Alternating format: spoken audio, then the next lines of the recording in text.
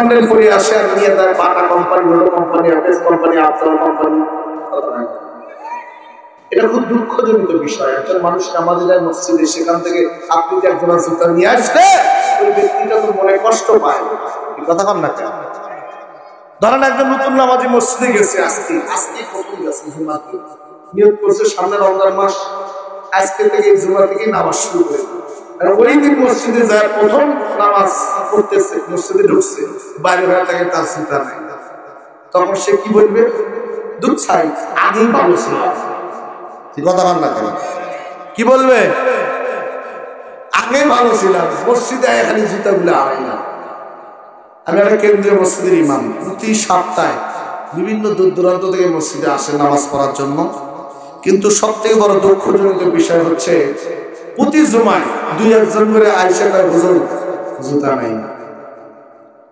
আমার খুব রাগ ধরে গেল একদিন। এটা কোনো কথা?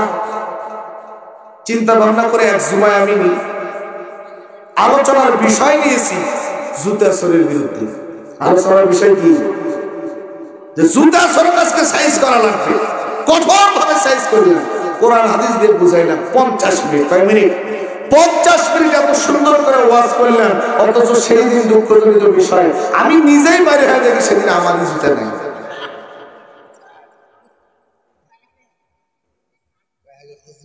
ওয়াজ করা বলেছিল, চোর চিন্তা করছে আমাদের বিরুদ্ধে ওয়াজ করছে না, আজকে হুজুরের দিয়ে সাইড করবে। এদেশেও জুতা চোরের বিরুদ্ধে ওয়াজ করে কোনো নিরাপত্তা নাই, ঠিক কি না? তো এই যে দেশের বর্তমান অবস্থা, সুদ ঘুষ, সমাজে আপনি কি খাবেন, কি করবেন?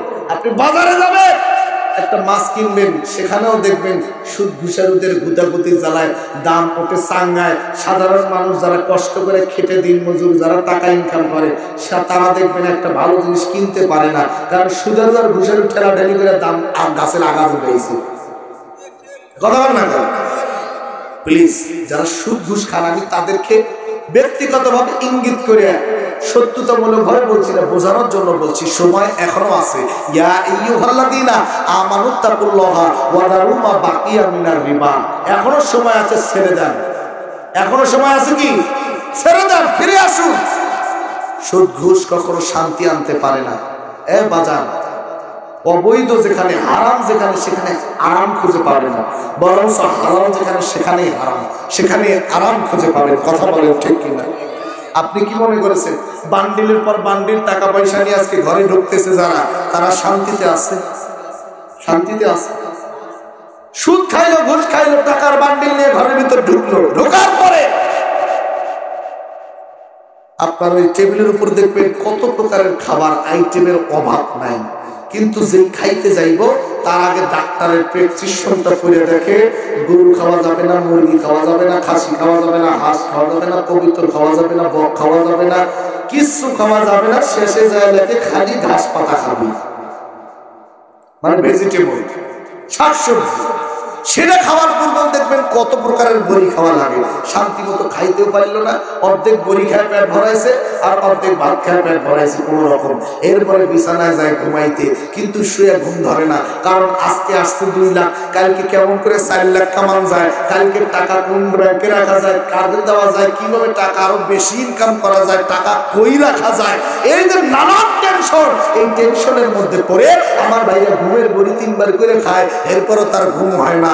অথচ তারি বাড়ির পাশে ওই যে গরিব কৃষক মানুষটা সারাদিন মাটি কাইটা, সারাদিন ভ্যান চালায়, রিক্সা অটো চালাইয়া, সারাদিন দিন মজুরি কইরা 500, 600, 1000 টাকা সর্বোচ্চ ইনকাম করিয়া আমার ভাইরা, আমার বন্ধুগণ হাটে যায়, বাজারে যায়, 2 কেজি চাল কিনা, 2টা ডিম কেনে, 1/2 কেজি আলু কিনা, 1 পোয়া মসুরি ডাল কিনা, মরিচ পেঁয়াজ কিনা, যখন বাড়িতে আসে, বাড়িতে আসার পরে দেখবেন ওই বছর নিয়ে সুন্দর করে একসাথে বৈশাখ চুলের পাকার ঘর, রান্নাঘরের মধ্যে রান্না বান্না কইরা একসঙ্গে বৈশাখ চটের উপরে এক গামলার মধ্যে করে নিয়ে ডাল ভাত খাচ্ছে। অথচ আল্লাহর কসম, আল্লাহর কসম, ওই যে আপনার হারাম টাকার চাইনিজ খাবার, বিদেশি খাবার যে আছে, তার থেকে একজন দিন মজুরির দিনের ইনকাম, মাথার ঘাম পায়ে ফেলানো, কষ্টের টাকার ডাল ভাতের যে মজা, হারাম, আল্লাহর কসম করে বলি, আপনার চাইনিজ বিদেশি খাবারের কাছে আমার গরিব কৃষক ব্যক্তির কষ্টের ওই খাবারের স্বাদের থেকে আপনার চাইনিজ খাবারের মজা এজন্য হারাম টাকার যত দামি খাবার হোক না কেন, তার থেকে যেটা হালাল টাকার ডাল ভাত, এর মধ্যে হচ্ছে শান্তি, তৃপ্তি। কথা বলে ঠিক কিনা? এই জন্য কি মন খারাপ করা যাবে না? আমরা যারা হালাল পথে ইনকাম করতেছি, আমাদের গর্ব করা উচিত যে আমরা হালাল পথে ইনকাম করে ডাল ভাত খাচ্ছি। কথা কয় না কেন? জোরে বলেন, কথা কয় না কেন? লক্ষ টাকা আপনি ইনকাম করলেন হারাম পথে, তার থেকে আপনি 500 টাকা ইনকাম করেন হালাল পথে। ওই টাকাটা থেকে আপনি খাইলেন, কিছু আবার ব্যাংকে রাখলেন, মাটির ব্যাংক কিনছেন সেখানে চালাচ্ছেন, কিছু আবার আল্লাহ রাস্তায় দানও করতেছেন। আপনি যে সংসারের জন্য চাল কিনলেন, ডাল কিনলেন, যে খাইলেন, এটাতেও সওয়াব। সুবহানাল্লাহ কন্যা। কিছু আপনি সঞ্চয় করলেন, এটাতেও সওয়াব। কিছু ওখান থেকে আল্লাহ রাস্তায় দান করলেন, এটাতেও সওয়াব। জোরে করে সুবহানাল্লাহ। অথচ হারাম পথে যারা করতেছেন, খাওয়া হারাম, রাখা হারাম, দান করা সবই হারাম, কোনো কাজে আসবে না। এই জন্য সবসময় চিন্তা করবেন হালাল পথে ইনকাম কিভাবে করা যায়। কথা বলেন ঠিক কিনা? মনে রাখবেন, একজন ধনী ব্যক্তির 500 বছর আগে গরিবরা জান্নাতে যাবে। জোরে করেন না সুবহানাল্লাহ।